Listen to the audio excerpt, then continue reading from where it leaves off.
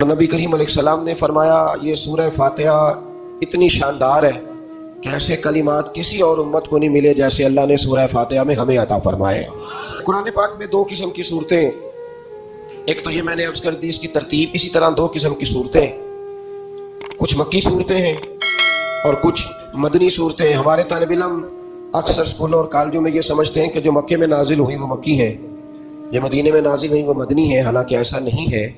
جو ہجرت سے پہلے نازل ہوئی وہ مکی ہیں اور جو ہجرت کے بعد نازل ہوئی وہ مدنی ہیں۔ وہ آیت اگر بدر میں بھی نازل ہو نا، کچھ قرآن مجید کی آیات مختلف مقامات پر بھی نازل ہوئی ہیں، مختلف مقامات پر۔ حضور بدر میں تھے تو وہاں بھی قرآن مجید نازل ہوا، نبی کریم علیہ السلام احد میں تھے تو وہاں بھی قرآن پاک نازل ہوا۔ تو ترتیب یہ کی جائے گی کہ جو صورتیں ہجرت سے پہلے نازل ہوئی وہ مکی ہے اور جو ہجرت کے بعد نازل ہوئی وہ مدنی ہے۔ سورہ فاتحہ کا آغاز اور قرآن مجید کی ہر سورت کا آغاز سوائے سورہ توبہ کے بسم اللہ شریف سے ہوتا ہے، اور نبی کریم علیہ السلام نے اتنا زور دیا کہ حضور فرمانے لگے دروازہ بند کرنے سے پہلے بھی بسم اللہ شریف پڑھا کرو اور برتن ڈھانپنے سے پہلے بھی بسم اللہ شریف پڑھا کرو۔ نبی پاک علیہ السلام نے ہر جائز اور مستحسن کام سے قبل بسم اللہ شریف پڑھنے کا حکم دیا۔ بسم اللہ کے مفاہیم کیا ہے؟ فرمایا بسم اللہ الرحمن الرحیم، اللہ کے نام سے شروع جو بڑا ہی مہربان نہایت رحم کرنے والا ہے۔ باقی ترجمہ کرنے والوں نے کہا کہ شروع اللہ کے نام سے، تو اعلیٰ حضرت فرمانے لگے کہ پھر تو شروع سے ہو گیا، پھر تو شروع سے ہو گیا، تو حضور پھر کیا ترجمہ کریں؟ فرمانے لگے یہ ترجمہ نہ کرو کہ شروع اللہ کے نام سے، بلکہ ترجمہ یہ کرو کہ اللہ کے نام سے شروع۔ دیکھیں نا سوچ ہے نا بزرگوں کی، اللہ کے نام سے، تاکہ واقعی اللہ کے نام سے شروع ہو۔ پھر ارشاد فرمایا الحمدللہ رب العالمین، تمام تعریفیں اللہ کے لیے جو تمام جہانوں کو پالنے والا ہے۔ جب انسان کو تھوڑا سا ترجمہ آتا ہو نا، اس کی تھوڑی توجہ ہو، اسے نماز پڑھنے کا بھی بڑا ہی مزہ آتا ہے۔ نبی کریم علیہ السلام فرماتے ہیں، رب فرماتا ہے یہ سورہ فاتحہ میرے اور میرے بندے کے درمیان آدھی ہے، آدھی میری ہے آدھی میرے بندے کی ہے۔ جب وہ کہتا ہے نا مالک یوم الدین، تو یہاں تک وہ میری تعریف کرتا ہے، ایاک نعبد و ایاک نستعین تک پہنچتا ہے تو اب میرا اور اس کا آدھا کام شروع ہو جاتا ہے۔ پھر آگے میرا بندہ جب مجھ سے دعا مانگتا ہے تو یہ اس کے الفاظ ہیں جو میں اپنے فضل سے قبول فرمایا کرتا ہوں۔ تو ارشاد فرمایا تمام تعریفیں اللہ کے لیے جو تمام جہانوں کا پالنے والا ہے، الرحمن الرحیم، بڑا ہی مہربان ہے نہایت۔ یہ رحمان مبالغے کا صیغہ ہے، یعنی اتنا رحم کرنے والا کہ جتنا کوئی اور رحم نہ کر سکے، اس لیے اللہ ہی رحمان ہو سکتا ہے، بندہ کوئی رحمان نہیں ہو سکتا۔ بندے کو رحیم کہا جا سکتا ہے، نبی پاک رحیم ہے لیکن رحمان نہیں ہے، اس لیے کسی بھی انسان کا نام رحمان نہیں ہو سکتا۔ کسی دکان پر بعض اوقات لوگ نام رکھ لیتے ہیں رحمان بک ڈپو، تو یہ درست نہیں ہے۔ بندے کا نام رحمان نہیں ہو سکتا، عبد الرحمان، اس لیے کہ یہ لفظ رحمان خدا کے علاوہ کسی اور کے لیے بولنا درست نہیں ہے۔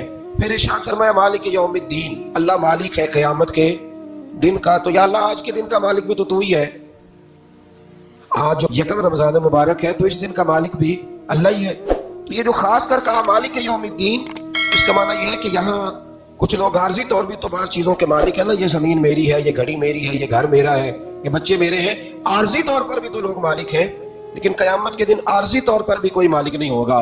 قیامت میں ساری بادشاہی فقط میرے اللہ کی ہوگی۔ بلکہ رب کریم فرمائے گا کہاں ہیں وہ لوگ جو دنیا میں بادشاہ بنا کرتے تھے؟ کدھر ہے؟ بڑے بڑے کج کلا جو کہتے تھے کہ ہم اٹھتے ہیں تو لوگ اٹھتے ہیں، بیٹھتے ہیں تو دنیا بیٹھ جاتی، وہ کہاں ہے؟ جب کوئی نہیں بولے گا تو رب فرمائے گا للہ الواحد القہار، آج ایک رب واحد اور قہار کی حکمرانی ہے۔ پھر ارشاد فرمایا ایاک نعبد و ایاک نستعین، بے شک ہم تیری ہی عبادت کرتے ہیں اور تجھی سے مدد چاہتے ہیں۔ عبادت بھی اللہ کی ہے اور مدد بھی، یہ جو بندوں کے ذریعے بعض اوقات مدد ہوتی ہے تو یہ مدد بھی اللہ کی ہے، یہ مدد بھی اللہ کی ہے۔ یہ کسی بندے نے مائک بنایا ہے جس کی مدد سے آپ تک آواز جا رہی ہے، تو اس کو عقل کس نے دی تھی بنانے کی؟ تو پھر مدد کس کی ہوئی؟ اللہ کی۔ تو دنیا میں کوئی بھی جو مدد کرتا ہے وہ اللہ کے ولی کرے، نبی کرے، پیغمبر کرے، تو وہ مدد کس کی ہے؟ اللہ کی، اس لیے کہ وہ ذاتی طور پر کچھ بھی نہیں کر سکتے، اگر اللہ انہیں توفیق نہ دے وہ کسی کی مدد نہیں کر سکتے۔ تو ایاک نعبد و ایاک نستعین، ہم تیری ہی عبادت کرتے ہیں، تجھی سے مدد چاہتے ہیں۔ اہدنا الصراط المستقیم، اے اللہ ہمیں سیدھا راستہ دکھا۔ کون سا راستہ سیدھا ہے؟ کون سا راستہ سیدھا ہے؟ تو اللہ نے خود ہی فرمایا ایسے نہ بھٹک جانا، راستہ سیدھا وہ ہے صراط الذین انعمت علیہم، ان لوگوں کا راستہ سیدھا ہے جن پر اللہ نے انعام فرمایا ہے۔ اور وہ کون ہے؟ قرآن مجید نے خود فرمایا انعم اللہ علیہم من النبیین वस्सिद्दीकीना वश्शुहदाई वस्सालिहीन, वो नबी है, सिद्दीक है, शहीद है और नेक लोग हैं। फरमाया अपनी मर्जी के रास्ते पे चलोगे तो भटक जाओगे। रब की बारगाह में सवाल करना कि वो तुम्हें नबियों के, सिद्दीकों के, शहीदों के और नेक लोगों के रास्ते पे चलाए। गैरिल मग़दूबि अलैहिम वलद्दालीन, ना उन लोगों के रास्ते पे चला जिन पर तेरा गज़ब हुआ और ना उनके रास्ते पे चला जिन पर तू नाराज हुआ, जिन्हें तूने गुमराह किया। उन लोगों के रास्ते पे न चला बल्कि उन लोगों के रास्ते पे चला जिन पर तेरा इनाम हुआ। ये जो लोग हैं ना मग़दूबि अलैहिम वलद्दालीन, एक गिरोह यहूदियों का है और एक ईसाइयों का है। कहा जा रहा है या अल्लाह ना यहूदियों के रास्ते पे चला और ना ईसाइयों के रास्ते पे चला, हमें तो अबू बकर सिद्दीक के रास्ते पे चला, हमें तो उमर फारूक के रास्ते पे चला, उस्मान गनी, मौला अली और जनाब अबू हुरैरा के रास्ते पे चला। अब ये सूरह फातिहा का तो मैंने मुकम्मल तर्जुमा अर्ज किया। सूरह बकरा ये कुरान मजीद की सबसे बड़ी सूरह है। एक हदीस इसकी फजीलत पे सुन ले।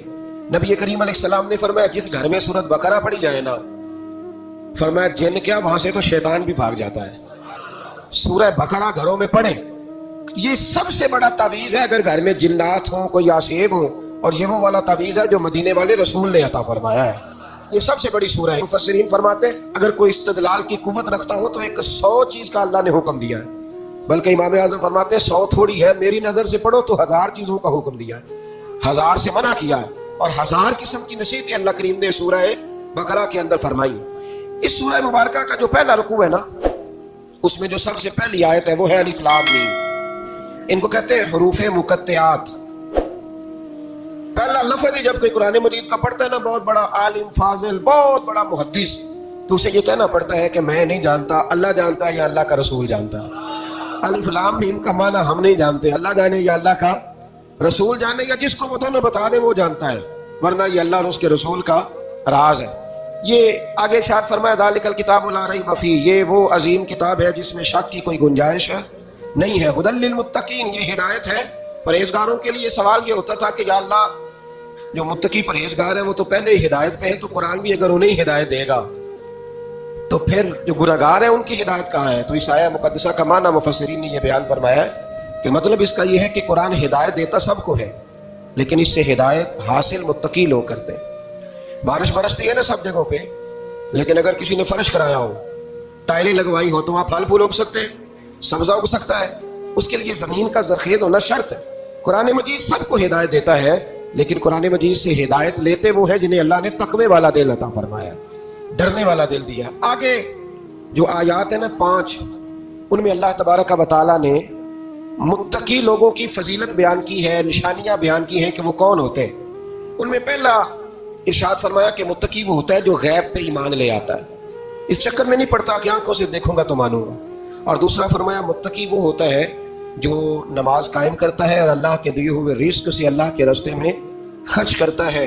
और तीसरा फरमाया मुत्तकी वो होते हैं क्या महबूब जो कुरान हमने आप पे नाजिल किया उस पर भी ईमान लाते हैं, और जो आपसे पहले नाजिल किया गया उस पर भी ईमान लाते हैं, यानी तौरात को, ज़बूर को, इंजील को, इसको भी वो मानते हैं। और फिर अल्लाह करीम ने फरमाया उलाइका अला हुदम मिर रब्बिहिम व उलाइका हुमुल मुफलिहून। ये जो लोग हैं ना गैब पर ईमान लाने वाले, नमाज पढ़ने वाले, ज़कात देने वाले, पिछली किताबों को भी मानने वाले, नबियों को भी मानने वाले और रसूल पाक पर ईमान लाने वाले, फरमाया ये वो लोग हैं जो अल्लाह की तरफ से हिदायत पर हैं, और ये वो लोग हैं जो दुनिया में भी कामयाब हो जाएंगे और आखिरत में भी कामयाब हो जाएंगे। फिर आगे ना अल्लाह तबारक व तआला ने कुफार का जिक्र फरमाया है 3 आयात के अंदर। मोमिन के बाद दूसरा दर्जा किसका है जिक्र में? काफिर का। पहले बात हुई 5 आयात में मोमिनों की, अब 3 आयात में जिक्र किया गया पक्के काफिरों का। मोमिन वो होता है जुबान से भी अल्लाह और उसके रसूल को माने, उनकी लाई हुई चीजों को माने और दिल से भी तस्लीम करे। और काफिर वो होता है कि जो ना जुबान से मानता है और ना ही दिल से तस्लीम करता है। फिर अल्लाह तबारक व तआला ने 13 आयात के अंदर, 3 आयतों में काफिरों का जिक्र किया और 13 आयात के अंदर फिर मुनाफिकीन का जिक्र फरमाया है। मुनाफिक किसको कहते हैं? मुनाफिक उसको कहते हैं जो जुबान से तो दावे ऊंचे ऊंचे करता है ईमान के, लेकिन उसके दिल में ईमान मौजूद नहीं होता। आप हैरान होंगे, यहीं पे बात को जरा गौर से समझे कि मोमिनों का जिक्र 5 आयात में और कुफार का 3 आयात में, पक्के कुफार का। और मुनाफिकीन के लिए अल्लाह ने अगले ही रुकू में 13 आयात बयान फरमाई। 13। ये खतरनाक गिरोह है मुनाफिकीन का, ये खौफनाक लोग हैं, ये वो छुपी हुई बीमारी है कि जिसको पकड़ना थोड़ा मुश्किल है। कुछ बीमारियों को डॉक्टर कहते हैं ना ये खामोश कातिल है, कत्ल कर देती है पर पता नहीं लगने देती। इसी तरह मुनाफिकीन का टोला है। कुरान मजीद कहता है इन मुनाफिकीन के बारे में, वमिनन नासी मन यक़ूलु आमन्ना बिल्लाहि व बिल यौमिल आखिर व मा हुम बिमुमिनीन। ऐ महबूब, कुछ लोग कहते हैं हम अल्लाह और आखिरत पर ईमान लाए, लेकिन वो ईमान लाने वाले नहीं है। तो जब रब कहता है नहीं है, आज किसी को कह दिया जाए ना कि बंदा झूठा कलमा पढ़ता है, उसकी बातें नहीं बताती, तो कहते हो आप एक कलमा गो को बुरा कह रहे। तो यहाँ तो अल्लाह उनके कलमे का भी ऐलान फरमा रहा है और उनके निफाक का भी ऐलान 13 आयत में। और रब फरमाता है युखादिऊन अल्लाह वल्लज़ीना आमनू वमा यख़दऊन इल्ला अनफुसहुम वमा यशउरून। फरमाया वो अल्लाह को धोखा देना चाहते हैं मोमिनों को, हालांकि नहीं धोखा देते मगर अपनी ही जानों को, उन्हें शऊर ही नहीं। अल्लाह तबारक व तआला ने 13 आयत के अंदर, मक्का मुकर्रमा में मुनाफिक कोई नहीं था जब तक हुजूर ने हिजरत नहीं की थी। क्यों? इसलिए कि वहां जो कलमा पढ़ता था उसे मार खानी पड़ती थी। तो किसी को क्या मुसीबत पड़ी थी, झूठा कलमा पढ़ के मार खाए। मदीने में जब इस्लामी हुकूमत कायम हो गई ना, तो कुछ लोगों ने इस्लामी हुकूमत से फायदा लेने के लिए झूठे मूठे कलमे पढ़ लिए, अंदर कुफर रखते थे, ऊपर से इजहारे इस्लाम करते थे। तो रब फरमाता है कि इनका ये ईमान काबिल कबूल नहीं है। तो या अल्लाह फिर किसका ईमान काबिल कबूल है? तो अल्लाह करीम ने फरमाया वइज़ा क़ीला लहुम आमिनू कमा आमनन नास, जब इनसे कहा जाता है ना उस तरह ईमान लाओ जिस तरह दूसरे लोग लाए, यानी अबू बकर सिद्दीक की तरह ईमान लाओ, उमर फारूक की तरह ईमान लाओ, उस्मान गनी की तरह, मौला अली की तरह, बिलाल हबशी की तरह। तो क्या जवाब देते हैं? क़ालू अनुमिनु कमा आमन सुफहा, क्या इस तरह ईमान लाए जिस तरह ये बेवकूफ ईमान लाए? अला इन्नहुम हुमुस सुफहा, अल्लाह फरमाता है खबरदार बेशक वही बेवकूफ है, वलाकिन ला यअलमून, लेकिन उन्हें इसका इल्म नहीं है। वो कहा करते थे कि ये तो बेवकूफ है माज़अल्लाह। अबू बकर सिद्दीक ने सारा ही माल दे दिया नबी पाक को, उमर फारूक ने आधा दे दिया, मौला अली ने सारा कुछ हुजूर के नाम कर दिया, उस्मान जो कमाते मेहनत के साथ वो सारा वहां जाके पेश कर देते हैं, तो बेवकूफी है। आज भी कुछ लोग कहते हैं कलमा पढ़ना चाहिए सीधा सीधा। ये क्या बात हो गई, क्या बंदा मसीतड़ी हो जाए? कारोबार भी तो करना है ना, नमाज रोजा भी, तो बेवकूफी है। अल्लाह जवाब देता है, फरमाया अला इन्नहुम हुमुस सुफहा, खबरदार बेवकूफ तो तुम हो कि मेरे महबूब की शरीयत का, दीन का, रूहानियत का सूरज चमक रहा और तुमने फैज ही कोई नहीं हासिल किया। तो मेरे भाइयों, सहाबा का ईमान वो ईमान है, अहले बैत नबुव्वत का वो ईमान है कि अल्लाह को ईमान भी वो वाला पसंद है जो हुजूर के गुलामों जैसा ईमान हो। अल्लाह तबारक व तआला ने मुनाफिकीन का जिक्र फरमाया, तो फिर अल्लाह करीम ने फरमाया ये तो वो बेवकूफ लोग हैं, उस आदमी की तरह जो आग जब पूरी जला लेता है ना, रोशनी फैल जाती है, तो फिर अल्लाह उसका नूर ले जाता है। इन्होंने भी चलाकियां करके थोड़ा सा माहौल बनाया था, तो अल्लाह ने इनके सारे पर्दे खोल दिए। इनके पास कुछ बाकी बचा, इनके पर्दे खोल गए। रसूल करीम अलैहिस्सलाम की बारगाह में ना एक दिन इन मुनाफिकीन ने शरारत कर दी। मुनाफिकीन ने शरारत क्या की? जब हुजूर सल्लल्लाहु अलैहि वसल्लम ने फरमाया ना पूछो जो पूछना है, तो इमाम राजी कहते हैं ये पीछे नमाजें पढ़ते थे, ये 313 थे हुजूर के पीछे। अगर मदीने में रह के मुनाफिक हो सकते हैं तो बाकी मुल्कों में भी तो हो ही सकते हैं ना जी। हुजूर के पीछे नमाजें पढ़ते थे, तो एक दिन कहने लगे नहीं, ये कहते हैं जो मर्जी पूछो, तो हम पीछे नमाजें पढ़ते हैं, हमारा इन्हें पता नहीं। जब ये इतराज किया ना हुजूर के इल्म पर, आप समझ लें कि हुजूर के इल्म पर इतराज करना तरीका किसका है? तरीका किसका है हुजूर के इल्म मुबारक पर इतराज करना? कहने लगे पीछे नमाजें पढ़ते हैं, पता ही नहीं। जब ये कहा तो अल्लाह के रसूल ने ना, जुमे वाला दिन था, हुजूर ने फरमाया मेरे इल्म पर इतराज करते हो? 70 बंदे नाम लेकर और वल्दियतें लेकर, बल्कि बहुत सारे ऐसे थे जिन्हें कन्फर्म हो गया कि वल्दियत असल में है क्या, उन्हें तय हो गया। हुजूर के बेअदब के लिए ये तय करना भी मुश्किल होता है ना, तय हो गया कि वल्दियत है क्या। 70 बंदे नाम लेके हुजूर ने मस्जिद नबी से निकाल दिए। फरमाया या फलां बिन फलां कुम फखरुज फइन्नका मुनाफिक, ओ फलां के बेटे फलां खड़ा हो जा, निकल जा, तू मुनाफिक है। हुजूर ने 70 बंदे निकाल दिए। अब 70 बंदे इकट्ठे गली में निकले तो रास्ता पड़ जाता है ना। हजरत उमर फारूक लेट हो गए, जुमे में आ रहे हैं, इनको जाते हुए देखा तो उमर फारूक फरमाने लगे जुमा हो गया है भाई, 70 बंदे निकले हैं बाहर, जुमा हो गया है। तो एक मुनाफिक कहने लगा था कि नहीं हुजूर ने निकाल दिया। तो अब्दुल्ला बिन अबी सलोल जो इनका सरबराह था ना, वो कहने लगा चुप कर। हजरत उमर से कहने लगा हाँ जी हो गया है। वो भी कहने लगा था नहीं हुआ, हमें निकाल दिया गया। तो ये सरदार बोला, कहने लगा हो गया हो गया।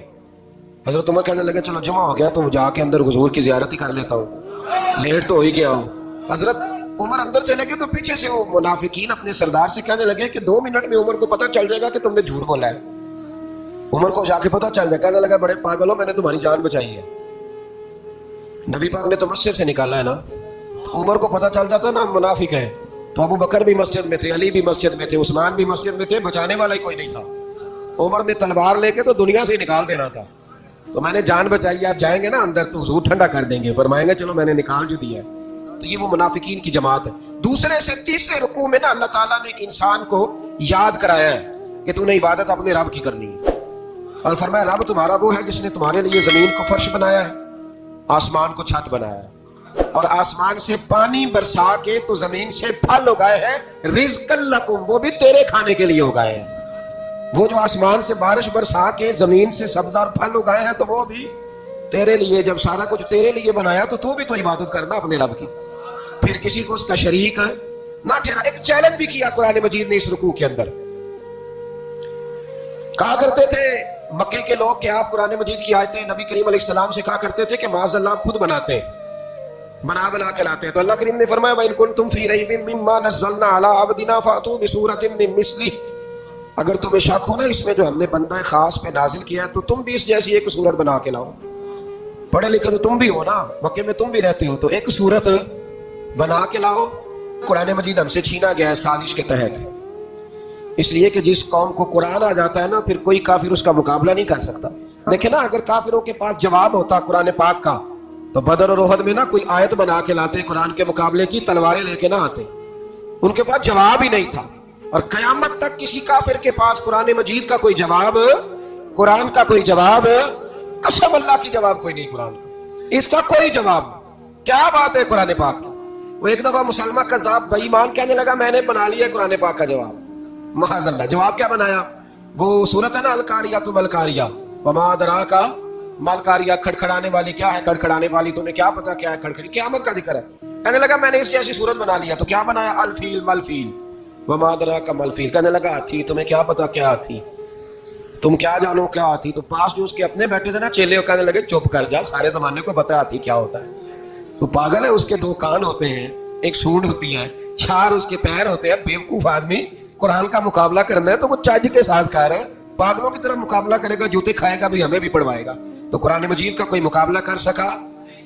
تو اس آیہ مبارکہ میں اللہ نے کافروں کو یہ کہا اگر مقابلہ نہیں کر سکتے تو پھر اللہ سے ڈرو، ورنہ دوزخ میں ڈالے جاؤ گے، وہ جس کا ایندھن آدمی اور پتھر ہے، اور بنائی بھی کافروں کے لیے گئی ہے۔ وَعِدَّتْ لِلْكَافِرِينَ، جہنم کس کے لیے بنائی گئی ہے؟ کافروں اور منافقوں کے لیے۔ مسلمانوں کے لیے بنائی گئی، مسلمان مرضی سے چھلانگے لگائیں تو ان کی موج ہے، ورنہ ان کے لیے جہنم ہے، ان کے لیے اللہ نے جنت بنائی ہے۔ اور یہ بات کرتے ہی رب کریم نے فرمایا اے محبوب علیہ الصلوۃ والسلام مومنوں کو خوشخبری دے دیں کہ اللہ نے ان کے لیے جنت بنائی ہے، اس میں باغات ہیں، انہیں رزق دیا جائے گا کھانے کے لیے، اور اس میں انہیں پاکیزہ بیویاں دی جائیں گی، اور پھر وہ اس میں ہمیشہ رہیں گے، انہیں اس سے نکالا نہیں جائے گا۔ آگے جو آیات کریمہ ہے نا اس کے اندر اللہ تبارک و تعالیٰ نے فرمایا ہے کہ اللہ حیا نہیں کرتا سمجھانے کے لیے مچھر کی مثال بھی دینی پڑے۔ فرمایا قرآن سے کچھ لوگ ہدایت حاصل کرتے ہیں، کچھ گمراہ ہو جاتے ہیں۔ جب لوگ اپنی مرضی کی تشریحات چاہتے ہیں تو گمراہ ہوتے ہیں، اور جب قرآن کو رسول اللہ صلی اللہ علیہ وسلم اور امت مسلمہ کی تشریحات کی روشنی میں سمجھتے ہیں تو پھر اللہ ہدایت عطا فرماتا ہے۔ پھر اللہ تبارک و تعالیٰ نے آگے ارشاد فرمایا حضرت آدم کی پیدائش کا واقعہ۔ کچھ مفسرین نے لکھا اللہ نے مشورہ کیا تھا فرشتوں سے، وَإِذْ قَالَ رَبُّكَ لِلْمَلَائِكَةِ إِنِّي جَاعِلٌ فِي الْأَرْضِ خَلِيفَةً، لیکن کچھ مفسرین کہتے ہیں کہ اللہ کو ضرورت نہیں فرشتوں سے مشورہ کرنے کی، اللہ نے فرشتوں سے مشورہ نہیں کیا بلکہ رب نے انہیں آگاہ فرمایا تھا کہ میں لگا ہوں زمین پہ اپنا نائب بنانے، میں خلافت دینے لگا ہوں زمین پہ۔ اب یہ تو دینے والی کی مرضی ہے نا، اس نے کس کو دینی ہے، یہ تو دینے والے کی مرضی ہے نا اس نے۔ تو کچھ لوگ کہتے ہیں کہ دینے والے سے زیادہ ہمیں پتہ ہے، تو فرشتوں کو بھی یہ اجتہادی خطا ہو گئی، کہنے لگے یا اللہ اسے نہ بنانا، یہ فساد کرے گا، یہ خون ریزیاں کرے گا۔ تو اللہ نے فرمایا جو میں جانتا ہوں وہ تم، اللہ اکبر۔ امام راضی فرماتے جب رمضان آتا ہے تو اللہ فرشتوں سے کہتا تھا یہ کھول کے دروازے دیکھو نا یہ زمین پہ کیا کر رہے ہیں، تم تو کہتے تھے فساد کریں گے اور یہ سارے تراویحیں پڑھ رہے ہیں، تم تو گویا کہتے تھے فساد کریں گے اور یہ تو دیکھو گویا رمضان کے روزے رکھ رہے ہیں، یہ تو میری یاد میں نکلے ہوئے ہیں، تم کچھ کہتے تھے اور دیکھو میں نے تمہیں کہا تھا نا جو میں جانتا ہوں وہ تم۔ اللہ نے پھر حضرت آدم علیہ السلام کو تمام زمانے کے علوم عطا کیے، علم سکھا لیا۔ تو فرشتوں سے کہا تم بھی ان چیزوں کے نام بتاؤ، تو وہ بتا سکے نہیں۔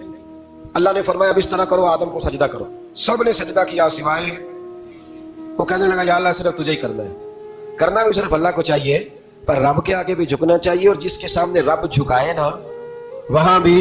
اور یہ جو عاجزی ہے نا، یہ جو جھکنا ہے یہ علم کے آگے ہے، ہماری مصیبت یہ ہے کہ ہم علم کے آگے بھی گردن جھکانے کو تیار ہے نہیں ہوتے، وہاں بھی ہم خود عالم فاضل بن جاتے ہیں۔ تو فرمایا کہ سب سے کہا سجدہ کرو، سب نے سجدہ کیا سوائے ابلیس کے، تو پھر ہوا کیا، وکان من الکافرین، وہ کافروں میں سے ہو گیا۔ پھر اللہ نے حضرت آدم کو اور جناب حوا کو نا مقام دے دیا جنت میں رہنے کے لیے، اور کہا سارا کچھ کھانا، درخت کے قریب نہ جانا۔ ابھی آپ کسی سے کہہ دیں تھوڑا سا تو پیچھے نہ دیکھنا، یعنی اگر میری سمجھ لیں ادب کی وجہ سے کوئی 1.5-2 منٹ یا 6 منٹ نہیں بھی نہ دیکھے گا تو سوچے گا ضرور کہ پتہ نہیں اب پیچھے کیا ہے، مصیبت کیا ہے۔ یعنی آپ کہہ کے دیکھ لیں کسی کو، پیچھے نہ دیکھنا، فطرت ہے نا انسان کی، وہ جستجو کرتا ہے، کہا اس درخت کے پاس نہ جانا۔ تو حضرت حوا سلام اللہ علیہ کہتے ہیں دل میں خیال رہتا تھا کہ آخر ہے کیا درخت کے پاس۔ یہی انسان کا عقیدہ توحید ہے کہ جہاں سے رب منع کر دے وہاں وہ منع ہو جائے، اور یہ ان کی خطا نہیں تھی، یہ اللہ کی حکمت تھی، چونکہ رب نے تو پہلے کہہ دیا تھا بنایا ہی زمین کے لیے، تو یہ تو سارا کچھ ہونا تھا تو زمین پہ آنا تھا نا۔ تو حضرت حوا اور جناب آدم کے پاس شیطان آیا، اب اس کو نکال تو دیا تھا پر ابھی اس کا جنت میں آنا جانا بند نہیں ہوا تھا، یہ بھی اللہ کی حکمت تھی۔ تو وہ کہنے لگا تمہیں پتہ ہے بعد میں مر جاؤ گے؟ تو حضرت حوا کہنے لگی کیا موت بھی آئے گی؟ کہاں، اس کی تکلیف بھی بڑی ہوگی، تو پھر بچیں گے کیسے؟ تو کہنے لگے پھل کھا لو اس درخت کا، تو بچنے کے لیے پھل کھایا تھا۔ اس طرح لوگ آج بہت سارے کام بچنے کے لیے کرتے ہیں پر بچ سکتے، بچنے کے لیے پھل کھایا تو اللہ نے فرمایا زمین پہ چلے جاؤ۔ تو حضرت آدم زمین پہ آئے، پھر کئی 100 سال روتے رہے، فَتَلَقَّى آدَمُ مِن رَبِّهِ کَلِمَاتٍ، تو پھر اللہ نے خود ہی جناب آدم کو کچھ کلمے سکھائے۔ علامہ اسماعیل لکی فرماتے ہیں وہ کلمے یہ تھے کہ حضرت آدم نے میرے نبی کا وسیلہ پیش کیا، اللہ کریم نے جناب آدم کی دعا کو مقبول فرما لیا۔ پھر آگے بنی اسرائیل کا ذکر آ جاتا ہے، اللہ تعالیٰ نے بنی اسرائیل، آج آپ اسی قوم کو یہودی کہتے ہیں، ان کو اللہ نے اس زمانے میں فضیلت عطا کی تھی بہت زیادہ۔ تو عرب کے اندر جب نبی پاک علیہ السلام نے اعلان نبوت کیا تو کچھ لوگوں نے یہ کہہ دیا کہ اگر یہ یہودی کلمہ پڑھ لیں گے تو ہم بھی پڑھ لیں گے، تو پھر اللہ نے انہیں یاد کرایا کہ تم اصل میں کیا ہو، تمہیں کلمہ پڑھنا چاہیے۔ تو اہل یہود کا تذکرہ کرتے کرتے رب کریم نے ایک بات یہ بھی ارشاد فرمائی کہ تم لوگوں کو تو کہتے رہے ہو کہ وہ نبی آنے والے ہیں، وہ نبی آنے والے ہیں، اور جب آ گئے ہیں تو ماننے کو تیار نہیں ہو۔ تو فرمایا تأمرون الناس بالبر وتنسون انفسکم وانتم تتلون الکتاب، لوگوں کو بھلائی کا حکم دیتے اور اپنے آپ کو بھول جاتے ہو، افلا تعقلون، تمہیں عقل نہیں؟ پھر اللہ نے انہیں یہ بھی یاد کرایا کہ یاد کرو وہ زمانہ کہ جب فرعون نے خواب دیکھ لیا تھا کہ کوئی بچہ اس کی سلطنت کو تباہ کرے گا، تو پھر اس نے تمہارے بچوں کو ذبح کرانا شروع کیا اور تمہاری بیٹیوں کو چھوڑتا تھا۔ فرمایا یہ بھی تو تم نے دیکھا، میں نے تمہیں پھر تم سے کہا جہاد کرو قوم عمالقہ کے خلاف، تو مقام طیہ میں جا کے یہ لوگ کہنے لگے ہم سے جہاد نہیں ہوتا، اللہ نے انہیں ایک میدان میں قید کر دیا۔ بڑی دلچسپ بات، قید تو لوگ ہوتے ہیں نا چار دیواری میں، تو اللہ نے بنی اسرائیل والوں کو جب انہوں نے کہا جہاد نہیں کریں گے تو اللہ نے میدان میں قید کر دیا۔ میدان میں، یہ یاد رکھیں، جب انسان اللہ کی نافرمانی کرتا ہے تو اسے ایسی قید ملتی ہے جس کا اس نے تصور بھی نہیں کیا ہوتا۔ ایک میدان ہے مقام طیہ، قید ہو گئے، سارا دن سفر کرتے تھے، سارا دن، تو رات کو تھک کے سوتے تھے، صبح اٹھتے تھے نا جب، تو وہیں ہوتے تھے جہاں کل صبح چلے تھے۔ تو رب جب کسی کو قیدی بناتا ہے تو اسے زنجیروں کی سلاخوں کی ضرورت ہے، دعا فرمائے اللہ تبارک و تعالیٰ غموں سے نجات عطا فرمائے، یہ دعا فرمائے، ایسی قید دیتا ہے کہ جس سے پھر چھٹکارا ہو سکتا۔ تو بنی اسرائیل کا بہت زیادہ تذکرہ اس بارے میں اللہ تبارک و تعالیٰ نے پھر بیان کیا، اور پھر کہا کہ انہیں جو حکم دیا جاتا تھا یہ اس کی سرتابی کرتے تھے، پھر اللہ نے ان پر ذلت نازل کر دی اور یہ ہمیشہ اس کا شکار رہے۔ قوم سبت کا ذکر فرمایا اللہ نے، ہفتے والے دن کچھ لوگ نافرمانی کرتے، ہمارے بھی ہیلے بہانے ہیں نا آج کل کاروبار میں۔ تو اسی سپارے کی آیت نمبر 65 کے اندر اللہ تعالیٰ نے حضرت داؤد کی قوم کا ذکر کیا کہ اللہ نے انہیں حکم دیا تھا کہ ہفتے والے دن مچھلیاں نہیں پکڑنی، تو وہ کہتے تھے چلو ہاتھ لگا کے نہیں پکڑنی، ہاتھ لگا، وہ ہمارے لوگ ہیلے بہانے تلاش کر لیتے ہیں نا، وہ بڑے جناب انشورنس والا آ گیا، اب وہ بینک والا آ گیا، وہ فلانے صاحب آ گئے، وہ تروڑ مروڑ کے کہانیاں باتیں، اور پھر ہمیں بھی رستے مل جاتے ہیں بچنے کے۔ مفتی صاحب نے کہہ دیا تھا، ایک مولانا سے میں نے ان کو کہا ہفتے والے دن مچھلیاں نہیں پکڑنی، کا نہیں پکڑتے، چھوٹے چھوٹے حوض بنا لیے، تو مچھلیاں زیادہ آتی تھی اس دن، یہ بھی اللہ کی قدرت تھی، نماز کے وقت گاہک زیادہ آتے ہیں، یہ اس کی قدرت ہوتی ہے، تو وہ مچھلیاں حوض میں جمع ہو جاتی، یوں سمجھ لیں کہ جال انہوں نے لگا لیے ہوئے، تو جال میں وہ پھنستی رہتی تھی، حوضوں میں آتی رہتی تھی، ہفتے کو نہیں پکڑتے تھے، اتوار کو پکڑ لیتے تھے، تو پھر اللہ نے انہیں سزا دی۔ فرمایا تماشے کرتے ہو اللہ کے حکم کے ساتھ، کیا سزا دی؟ فَقُلْنَا لَهُمْ كُونُوا قِرَادَةً خَاسِئِينَ، فرمایا بندر بن جاؤ دھتکارے ہوئے، جو رزق حرام طریقے سے کماتے تھے رب انہیں بندر بنا دیتا تھا۔ ابھی بھی میں نے دیکھے ہیں بڑے بڑے تاجر پاگلوں جیسی زندگی گزار رہے ہیں، नफसियाती तौर पे सुकून नहीं है, करोड़ों रुपया पड़ा है। क्यों? इसलिए कि रब के बताए हुए तरीके के मुताबिक तिजारत नहीं करते। आगे एक और दिलचस्प बात आ गई। बनी इसराइल के अंदर ना एक शख्स ने अपने चचा को कत्ल कर दिया जायदाद के लिए। ये देखे कब से लोग जायदाद के लिए कत्ल करते आ रहे हैं। चचा को कत्ल कर दिया, और कत्ल करके हजरत मूसा अलैहिस्सलाम के पास आए कि मेरे चचा को किसी ने कत्ल कर दिया है, तो बताएं क्या करना है। तो आपने फरमाया कि गाय ज़िबा करो और उसका एक टुकड़ा मकतूल को मारो, मरने वाले को। वो खुद उठ के बता देगा मुझे किसने कत्ल किया। अब इरादा नहीं था गाय ज़िबा करने का, तो बहाने करने लगे। इरादा नहीं ना होता तो फिर क्या होते हैं, कहने लगे गाय किस तरह की हो, बूढ़ी हो के बच्ची हो, रंग कैसा हो, जवान हो कि छोटी हो, हाल में एक दफा चलना सीख गई हो या अभी ना सीखी हो। तो बताते गए तो रब भी शर्तें बयान करता गया। गहरे जर्द रंग की हो, हाल के अंदर उसे ना चलाया गया हो, पानी ना निकाला गया हो, ना बच्ची हो ना जवान हो, इसके दरमियान हो। ये सारी शर्तें कहां पाई जाती थी? हजरत मूसा अलैहिस्सलाम की कौम का एक शख्स था जो अल्लाह का वली था। वो जब इंतकाल करने लगा ना, अल्लाह अकबर, देखो रब वलियों की औलादों पर भी कितना फजल फरमाता है। वो जब इंतकाल करने लगा तो एक उसके पास छोटी सी बच्चिया थी, गाय की बच्ची, उसने जंगल में छोड़ दी। कहने लगा या अल्लाह मैं तेरे नाम पे छोड़ता हूँ, मेरा बच्चा जवान हो जाए तो उसे दे देना, और तो सरमाया ही कोई नहीं। बच्चा बड़ा हुआ तो बच्चा भी बड़ा नेक था, अपनी माँ का बड़ा फर्माबरदार था। उसकी माँ ने कहा बेटा तेरे बाप ने एक गाय छोड़ी थी। तो बच्चा जंगल में गया, जाके कहने लगा ऐ अल्लाह मेरी गाय मुझसे मिला दे। तो रब करीम ने वो गाय वापस कर दी। वो गाय घर ले आया। अब वो कहने लगा अम्मा बेच दूं। तो अम्मा कहने लगी बेटा मेरे पूछे बगैर ना बेचना। कई दफा गाहक लगे पर उसने कहा जब तक मेरी अम्मा ना कहेगी मैं बेचूंगा। उधर बनी इसराइल वाले शर्तें जितनी गाय के बारे में पूछ चुके थे वो सारी इसी गाय में पाई जाती थी। तो ये ढूंढते ढूंढते वहां पहुंच गए। तो कहने लगे गाय चाहिए। तो उसने कहा भी तुम्हारी मर्जी से नहीं, कीमत मेरी मर्जी की। एक मुफस्सर ने तो यहां तक लिखा है कि उसने कहा गाय ज़िबा करके ना तो जितना गाय के अंदर गोश्त होगा ना उतना ही खाल के अंदर तो मुझे माल भर के दोगे, उतने ही सिक्के भर के दोगे, उतनी अशरफियां भर के दोगे तो फिर तुम्हें गाय दूंगा। तो फिर ये गाय उन्हें मिली और ये गाय लेकर के आए। ज्यादा सवालात ना करते तो ज्यादा उलझते ना। हम भी दीन के मामले में बड़े सवाल जवाब करते हैं, उतना सवाल करें जितनी उसकी जरूरत है। इन लोगों ने सवाल ज्यादा किए तो फिर उलझ ज्यादा गए। तो मेरे भाई इसका जिक्र भी अल्लाह तबारक व तआला ने पहले पारे के अंदर बयान फरमाया। फिर अल्लाह करीम ने फरमाया कि कुछ ऐसे लोग भी हैं यहूदियों में से जिनका दावा हो गया कि हम अल्लाह के बड़े प्यारे हैं। फरमाया ये सिर्फ उनके मुंह की बातें हैं, ये तो क़यामत में पता चलेगा ना कि अल्लाह का प्यार किसके साथ ज्यादा है। और फिर ये भी यहूदियों ने दावा किया है। इसी पारे में अल्लाह फरमाते हैं कि इनका दावा है कि हम अल्लाह के बड़े प्यारे हैं, जन्नत में हम ही जाएंगे। तो अल्लाह फरमाते हैं फिर मरने की दुआ तो करो, जन्नत में तो मर के जाना है ना। लेकिन रब फरमाते हैं ये कभी मरने की दुआ नहीं करेंगे, इसलिए कि इन्हें पता है कि हमने आखिरत के लिए क्या भेजा। लेकिन जी पहला हुक्म आ गया या अय्युहल्लज़ीना आमनू कह के, पहली आयत कुरान पाक पहले सिपारे में पहली आयत जिसमें अल्लाह ने कहा या अय्युहल्लज़ीना आमनू। तो पहला हुक्म आमनू कह के आयत नंबर 104 में जो अल्लाह ने हुक्म दिया है ना वो नबी पाक की ताज़ीम का हुक्म है। पहला हुक्म ही अल्लाह ने हुजूर की इज्जत और नामूस का इरशाद फरमाया। पहला इस तरतीब के लिहाज से वो हुआ ये कि जब नबी पाक को बात इरशाद करते तो सहाबाए किराम उठ के अर्ज करते राइना या रसूल अल्लाह, हुजूर समझ नहीं आई जरा रियायत कर दे। तो यहूदियों की इब्रानी जुबान के अंदर जरा खींच के पढ़ते थे राइना, तो उसका माना बनता था माज अल्लाह ए हमारे चरवाहे, बकरियां चलाने वाले को भी वो राइना कहते थे। तो जब सहाबा ये कहने लगे तो अल्लाह ने मना ही कर दिया। फरमाया मेरे महबूब के गुलामों इस लफ्ज के पीछे छुप के, इस लफ्ज के पीछे छुप के लोग मेरे नबी की बेअदबी कर जाते हैं। तो जिस लफ्ज का कोई एक माना बेअदबी वाला बनता हो वो लफ्ज भी मेरे नबी के लिए ना कहो। लफ्ज वो वाले कहो जिसमें कोई बेअदबी का माना निकले ना। यहाँ लोगों ने बड़े बड़े लफ्ज नहीं बोल दिए, फिर कहते मेरा मतलब ये था, मेरा मतलब वो था, तो तूने वो लफ्ज बोला क्यों जिसका कोई गलत मतलब भी निकल सकता था। अल्लाह ने फरमाया या अय्युहल्लज़ीना आमनू ला तक़ूलू राइना, ऐ ईमान वालों राइना कहो ही ना। तो या अल्लाह क्या कहे, फरमाया वक़ूलू उन्ज़ुरना, तुम कहो या रसूल अल्लाह एक नजर फरमाइए। अंदाज देखिए उन्ज़ुरना, एक नजर। तो हमारे बुजुर्ग तो पहले बड़े प्यार वाले ने कह दिया या रसूल अल्लाह उन्ज़ुर हालना। कहते कहां से लाते हो जुमले? मैंने कहा अल्लाह की किताब से। या रसूल अल्लाह उन्ज़ुर हालना, या हबीब अल्लाह इस्मा काला। तो तुम कहो उन्ज़ुरना, महबूब नजर करम करे, वस्माऊ। और क्या जरूरत है दोबारा पूछने की? अल्लाह कहते हैं पहले ही ध्यान से सुना करो, पहले ही वस्माऊ, पहले ही एहतियात से सुनो। वलिल काफिरीन अज़ाबुन अलीम, और काफिरों के लिए दर्दनाक अजाब है।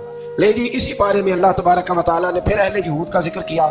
तो यहूद कहने लगे कि ہم حضرت ابراہیم کے ماننے والے ہیں تو اللہ کریم نے وہ بھی ذکر کیا کہ میں نے تو ابراہیم کو آزمایا ہے. وَإِذِ ابْتَلَىٰ إِبْرَاهِيمَ رَبُّهُ بِكَلِمَاتٍ فَأَتَمَّهُنَّ, ہم نے ابراہیم کو کچھ چیزوں سے آزمایا ہے, وہ ہماری آزمائش پہ پورے اترے. قَالَ إِنِّي جَاعِلُكَ لِلنَّاسِ إِمَامًا, تو پھر ہم نے انہیں کہا کہ ہم آپ کو پوری دنیا کا امام بنائیں گے.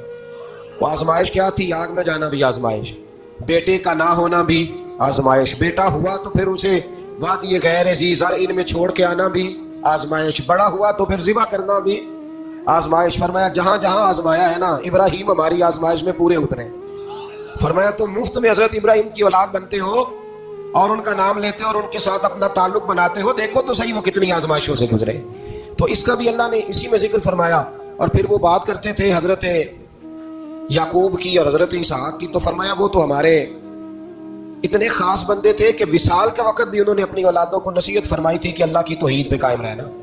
اس کا ذکر بھی اللہ نے اسی پارے میں بیان فرمایا.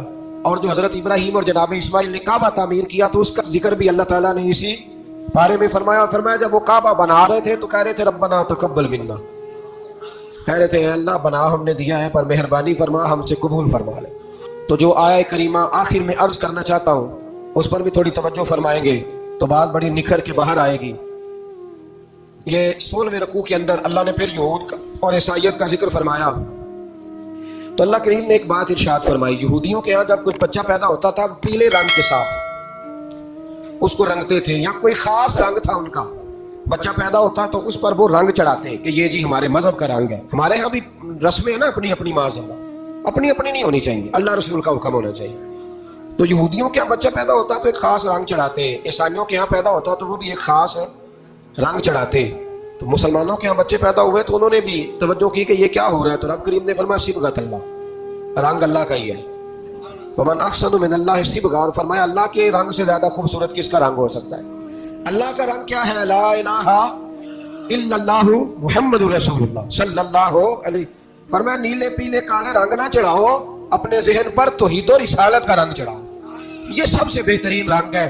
اگر تمہارے ذہنوں پر رب رسول کی توحید کا رنگ چڑھ گیا تو یہ وہ والا رنگ ہے, پھر تمہیں کسی اور رنگ کی طرف جانے کی ضرورت نہیں پڑے گی.